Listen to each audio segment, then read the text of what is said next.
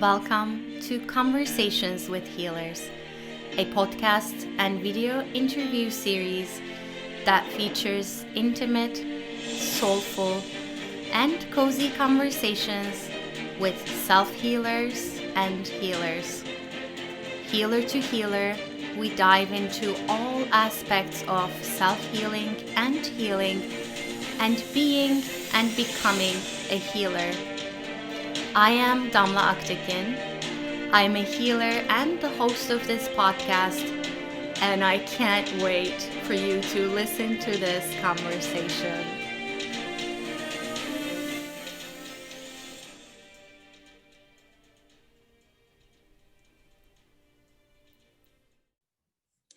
Hello everyone, this is Damla Aktekin with A Drop of Om, and I have here with me Lisa Tahir. I'm so excited. Lisa is a psychotherapist, founder of Pscyhoastrology. She's the author of The Chiron Effect, which we will get to talk about today, and the podcast host of All Things Therapy. She's also an artist and a healer. Lisa, I'm so excited to have you here. Welcome to the show. Damla, thank you. It's my pleasure and honor to be with you on A Drop of Om and with your listening audience. Thank you for having me.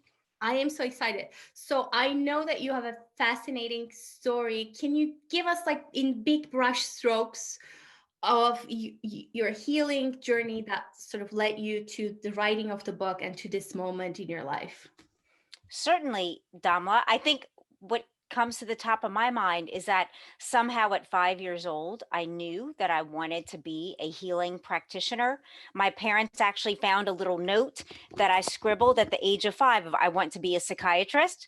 And in some ways that's funny and cute. And in other ways, it's like, what 5-year-old wants to be a psychiatrist? So certainly there was something birthed deep within me about wanting to, now I know, help people be their best selves, their happiest selves. And I've been on that personal journey as well, right alongside with every one of my clients that I've worked with, as I've been a licensed clinical social worker since 2000.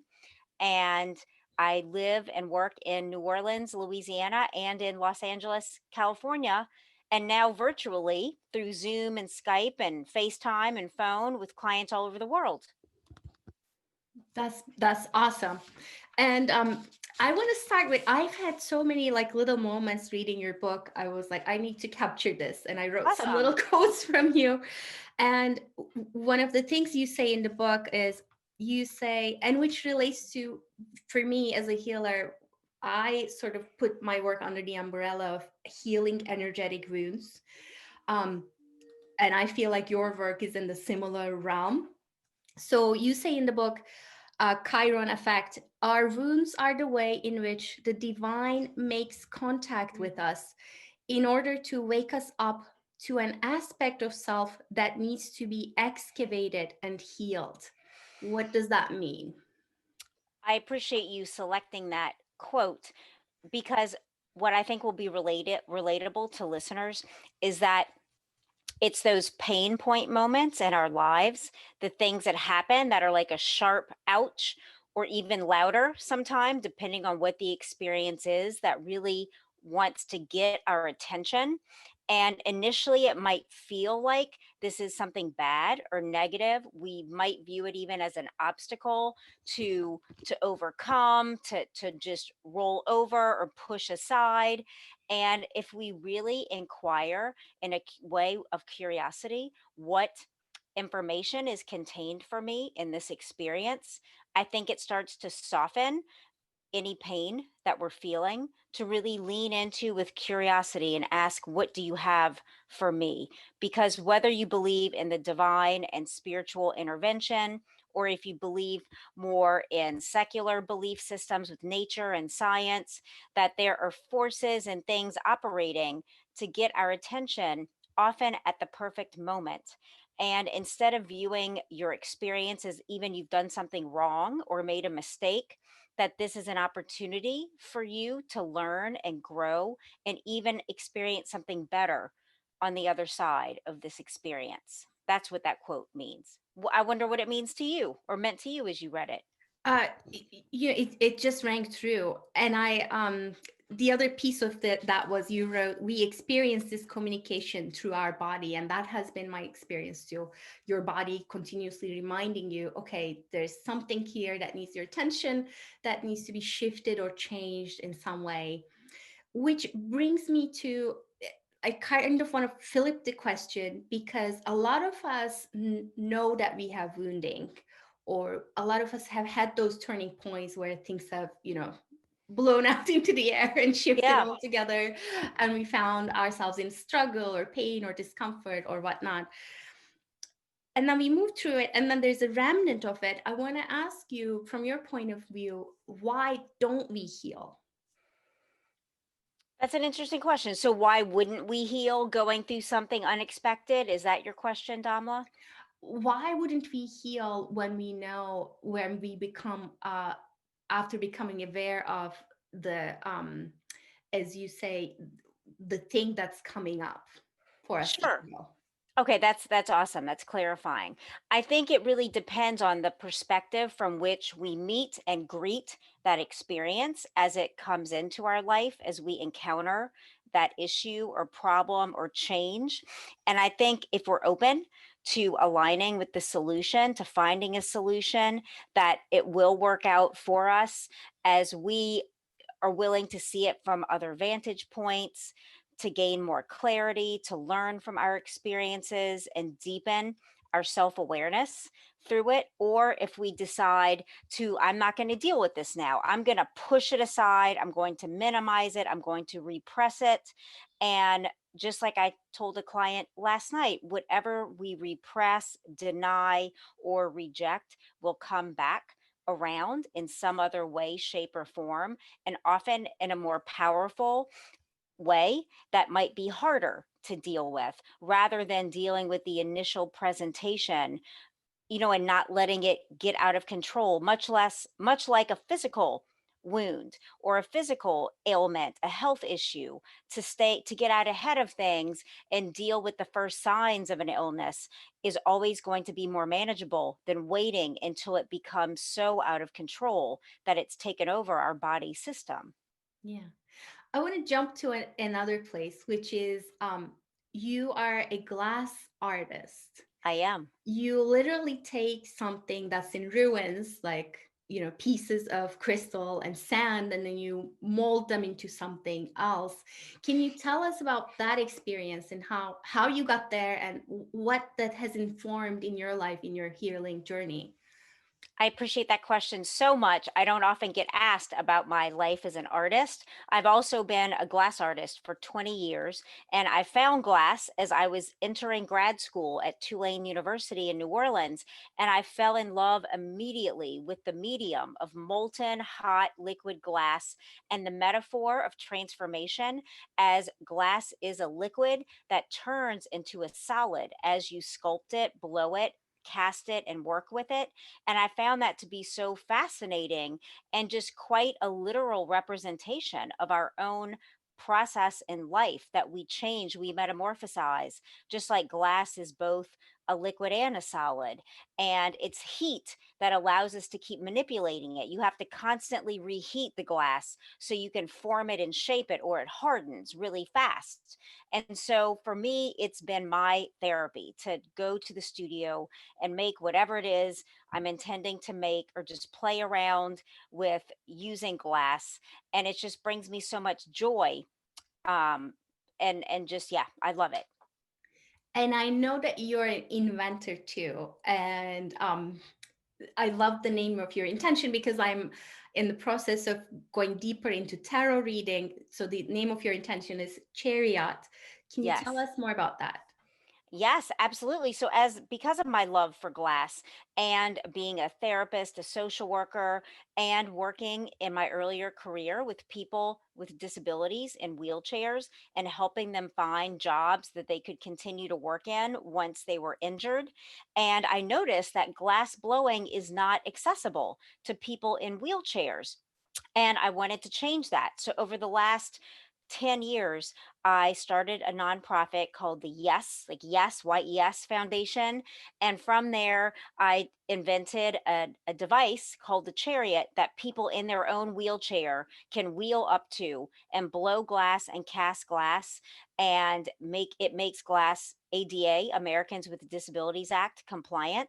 And I had the first bench built, the first chariot built and sent here in New Orleans to Yaya Artists. It's an artist nonprofit, and they just got the bench in the last month. And we intend to design some programming. So if anyone is in the New Orleans region using a wheelchair and wants to come take class, please reach out to me. I'd love to work with you. And helping you learn to sculpt glass so that it's something that can bring people with disabilities joy as well. I don't want to see it limited to just able-bodied individuals. I love that. And we'll include links for that too, Thank you. for people to check it out. And I want to come to the Chiron effect. So before we dive deeper into the book and what you've sort of, unpacked there, can you tell me, like, what was your impulse? What led you to writing this book? That's a good question, Damla. And what led me to write this book, like I think with many authors, is answering a question that I felt like was unanswered for myself. And that question centered around having been a therapist for over 2 decades, as well as being a client myself in therapy healing.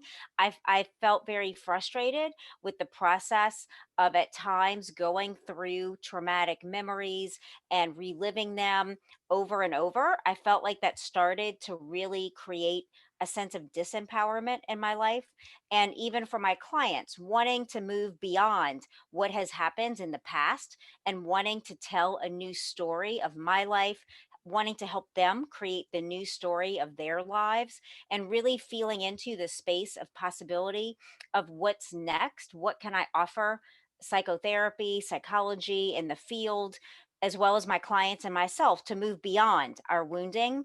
Once we have awareness and we know about our triggers and we're very conscious and living well, and yet there's something that feels like we're not quite at living enough happiness as often as we might be able to. So I ask the universe to share with me what I can offer to help people and myself move beyond into our new story of infinite possibilities.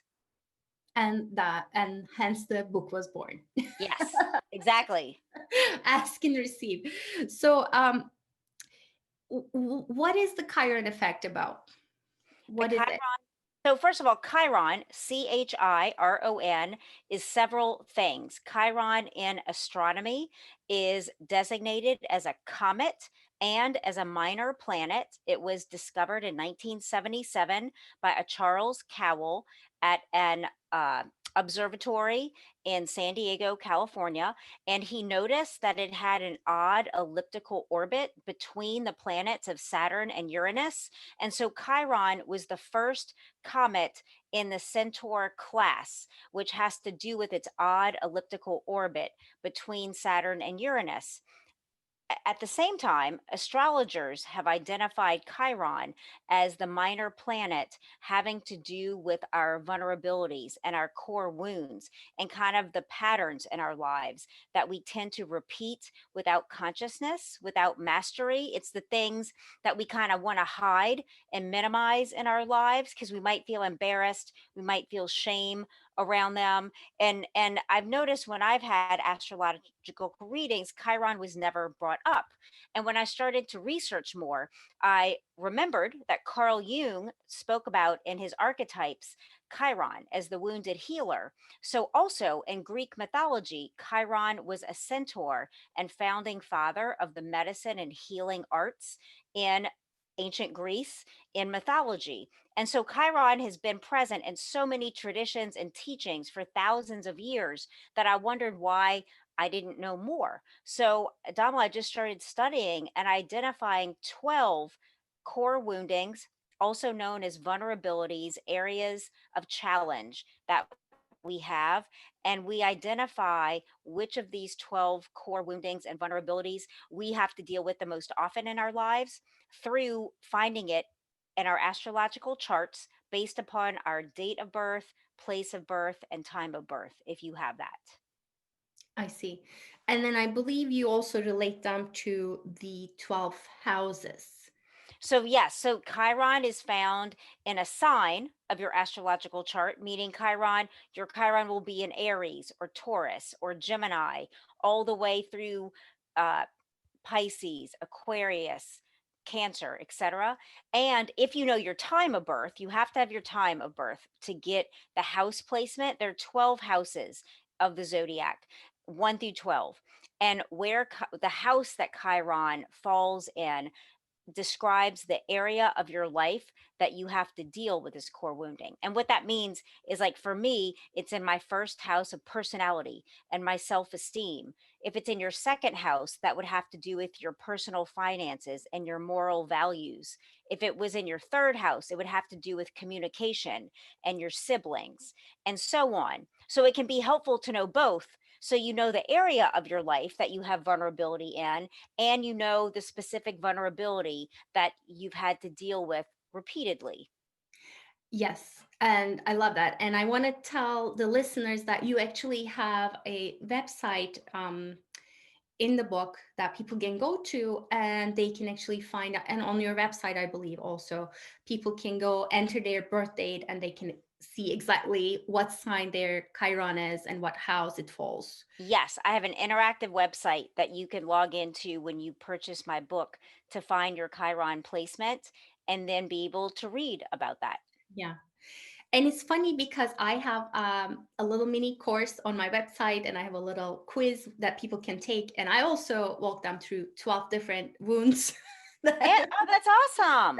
Okay. 12 keeps coming back. Um, Mine look a little bit different from yours, but also the same. I mean, which is why I'm amazed by the healers that I meet here. But I want to bring it to, so my understanding of what you just explained is you sort of had this inspiration to provide sort of a guidance system or a map for people. And if I understand it right, like you could have multiple wounds, but one of them might be more dominant depending on your the placement of Chiron, and that that could be sort of the entry point for people. Is that right?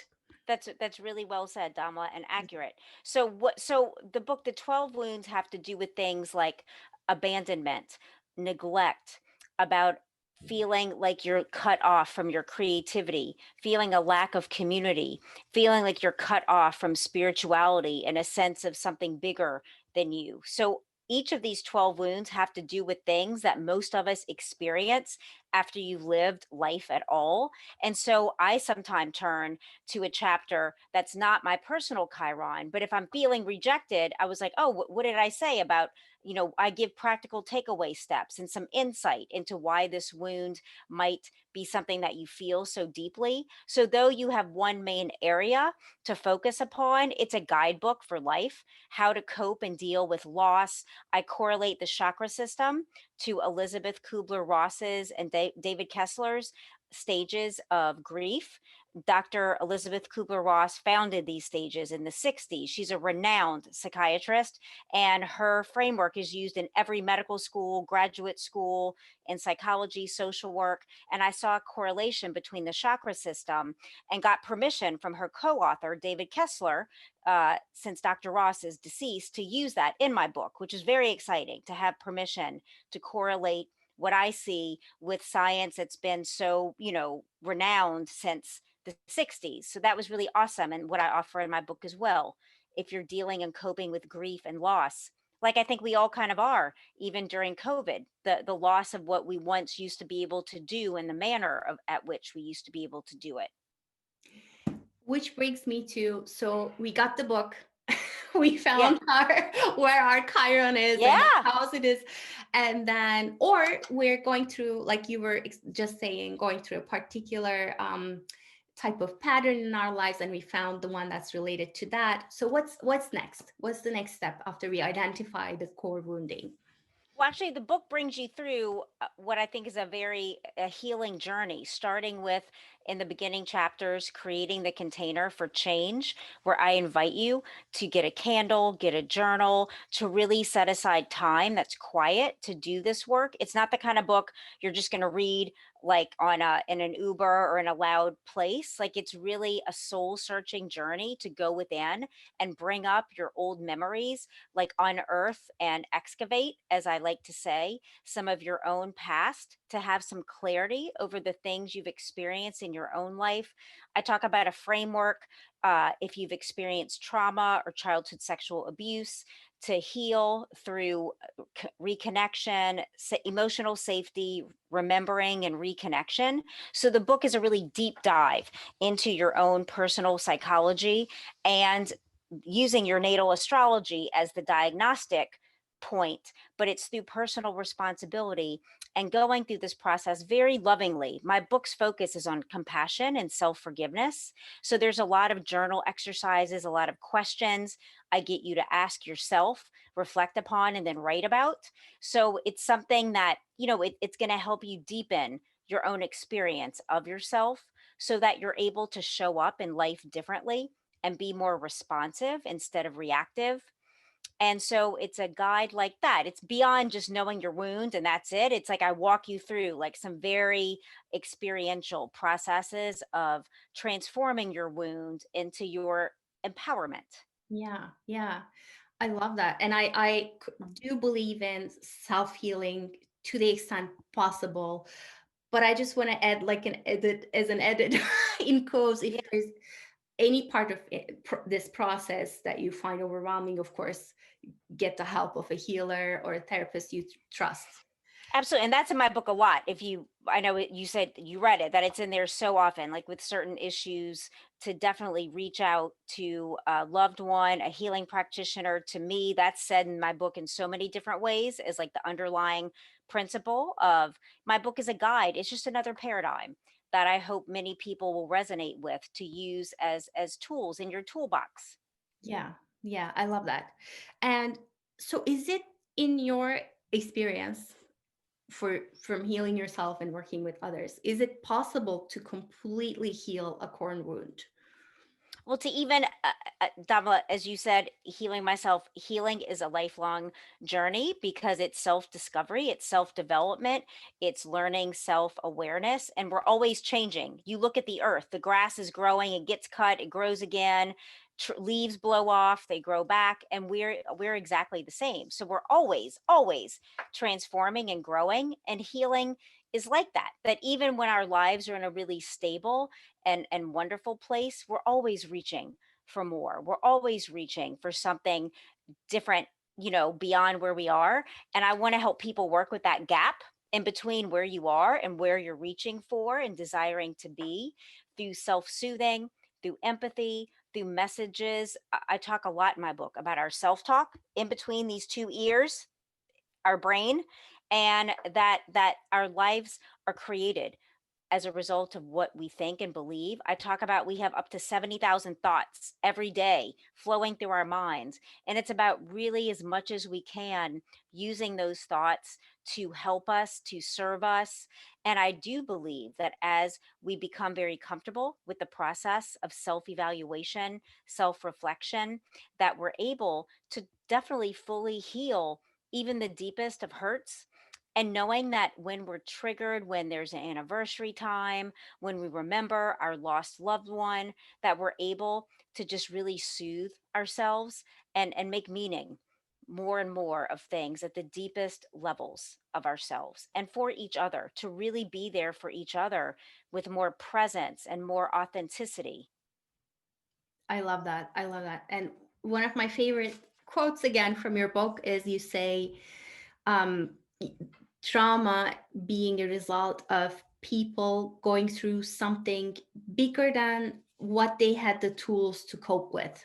Hmm. And I love that you're saying, this book, the way you're exploring the core wounds, you're offering a few different tools to people. And in my experience, for me and for the people that I work with, it's that even though you didn't have the tools then, it makes a huge difference that you begin to have the tools now. Yes, Yes. the figuring out the right tools for you is a journey in itself, but it's once you start to find a few things that work for you, that makes it a whole world of difference. It does. And Dama, what you're saying is reminding me, I have a quote from Maya Angelou saved on my phone where she talks about how forgiving ourselves for what we didn't know at that time. And she says it more eloquently than what I just paraphrased it as. I don't know if you know of that quote, but I think it's a really wonderful reminder. Daily self-forgiveness, we layer and layer and layer unforgiveness upon ourselves to the point where I think we become unaware of it, but we wake up sometime and you might just not feel right. And so when that happens, you might want to look within and wonder what you might be harboring against yourself. What judgments from yesterday might you be carrying over into a new day? And every morning I like to take time to sit and say thank you and kind of reflect on, is there anything I'm holding against myself that I'd like to release before I really start this day full force? And I encourage listeners to do the same, to let go of the judgments you hold against yourself and find that empathy and forgiveness for you, and you'll be able to do it more easily with others and be a softer place to land for them. Yeah, I like that. Sometimes I like to interchange forgiveness with the word acceptance. It just I like that. it feels a little bit I more love that. accessible at It's certain point. Yeah, I like that, Damla. Accept self-acceptance. Yeah. So you say the ashes you rise from become the fertile soil. I actually don't quote this much in my podcast, but I found your words I so appreciate beautiful. that. You say the ashes you rise from become the fertile soil in which Soil you lovingly plant the plant. truth of who you now are. I love the Yes. now, like because you're becoming a new person, right? Thank you for highlighting that. I actually worked with that specific quote for 3 years because I felt like there was something there really meaningful for me. And I hope that it might be meaningful for others. I hear clients come in, friends come in, speaking and feeling like because a relationship ended, for example, that they wasted the last X number of years. And I just want to be like, no, and often say, hey, why don't you try to look at that differently? There's so much that we learn through every relationship that we have, whether it lasts as long as we would love it to, or it's short, that there's always what we perceive are ashes, something burning up, burning away. It really does fertilize the soil of what you're planting within your own psyche, your own mind, your own heart, that's going to grow into whatever we choose it to be. So be mindful of the soil that you're cultivating, of your mind and your heart, your practices, and because that does become what you will live.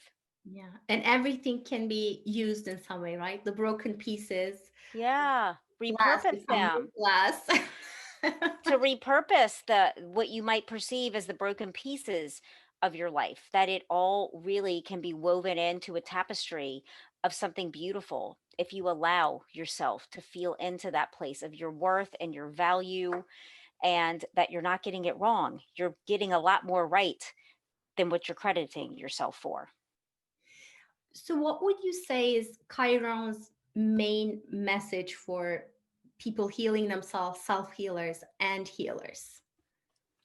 Chiron's message, as I appreciate it, is definitely around acceptance and compassion and forgiveness, and really like a gentle balm, a gentle like buffering and soothing in our soul and our mind and our heart, to really let us be a safe place to land for ourselves, that we're out in the world and it can be abrasive what we're inundated with, be it commercialism, especially now during the holidays, feeling like you have to buy and give gifts and spend money and all this stuff. It can be abrasive to feel that like in your body and feel like you're not enough. I can't do this. I wish I had that. And it goes so against the grain of, I think, what's really important, and just allowing yourself to do what you can, and it's good enough. You're good enough. And Chiron really being the inviter into that place of safety and gratitude and enoughness and self-acceptance. Yes. Yeah. So, you also talk about the finding core wounds of Chiron, not just in people, but also in other ways and other places. Can you Yeah. tell us more Well, about that might be interesting. Like whenever you started a drop of ohm, if you out there listening have an LLC, I recently went to my interactive website and plugged in the date of birth of my therapy company, the date that I got my LLC. I used that, and it was so interesting to find the core wounding in my business had to do. It was centered around contracts, and not by accident. I know, since I know Chiron, I had just been going through a legal issue around a contract that I did not read well enough and signed, and then started to try to get out of.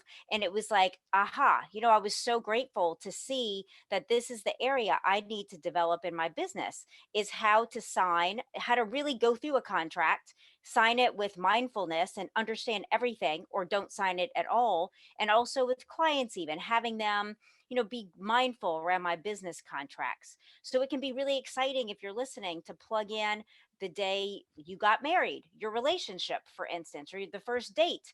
Find the Chiron of your relationship to understand where the vulnerabilities are so you can support each other in your relationship, so you can boost up your business and get the skills so your business isn't vulnerable to anything. It's impervious to being vulnerable.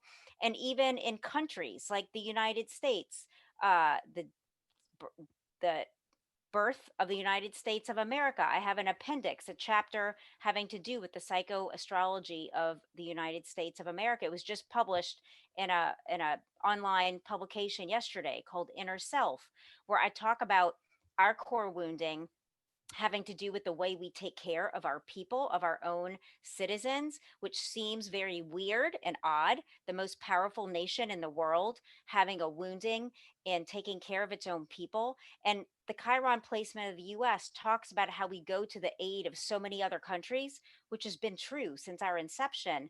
But, our own people don't have adequate health care. Children in public schools don't have books in much of the South, and just how we have a lot to grow in the way that we care for our own inhabitants. So I get really excited. What did you think, Damla, like reading that's that? that's super interesting. I hadn't thought about checking my business's birth date. Definitely I check your literally business, birth date, your relationship, like plug in, to just see. So I think awareness is key. If we know where we're vulnerable, we can get the skills. There's so much information out here in the world yeah. to learn things that we don't know. And I think vulnerable in the sense that it's not a mistake, or it's not like shaming or blaming, but it's just a pattern to be aware of. Exactly. Yeah.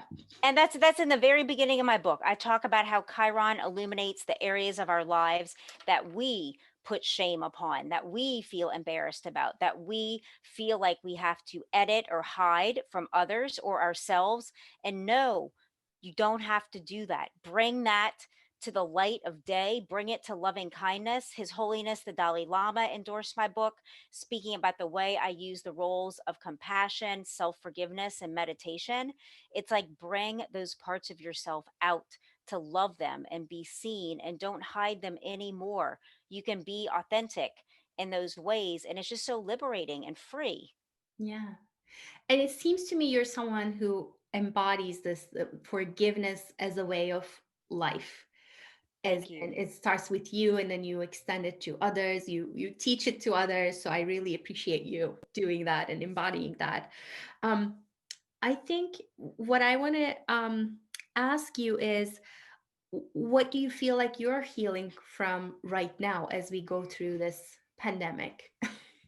That's a really good question. I feel like even hearing your compliment, which I so graciously appreciate, embodying forgiveness and compassion. This is a lifelong journey for me.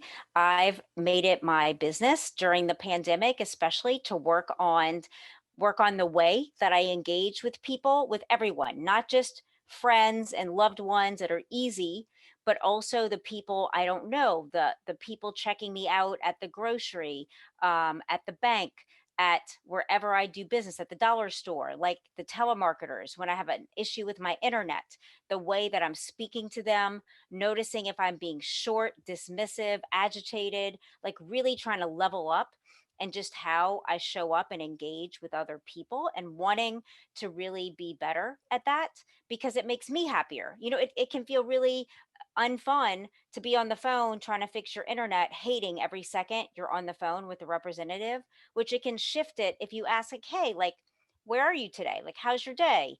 And really get the personal engagement going. It can make your whole experience feel better.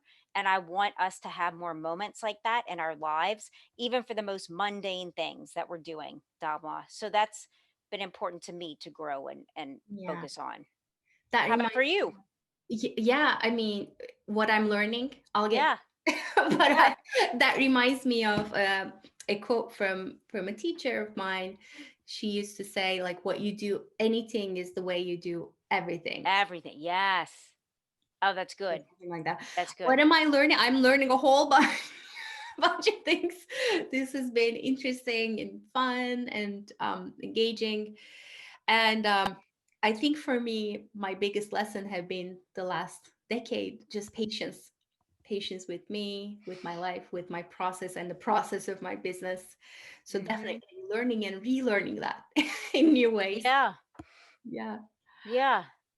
Um, is it when you think of what we're going through, the pandemic, um, what do you think is the biggest wound there that we're collectively moving through? I guess answering just from my personal, I'm not sourcing this necessarily from Chiron, but just in my what I see having to do with the way we've been treating our planet, the animals, and each other, and really the planet literally stopping us in our existence and getting us to change the way that we engage with it and with each other. And I feel like it's so big. I feel like there's so many layers to what's happening. I don't know that we can fully appreciate it as we're going through it.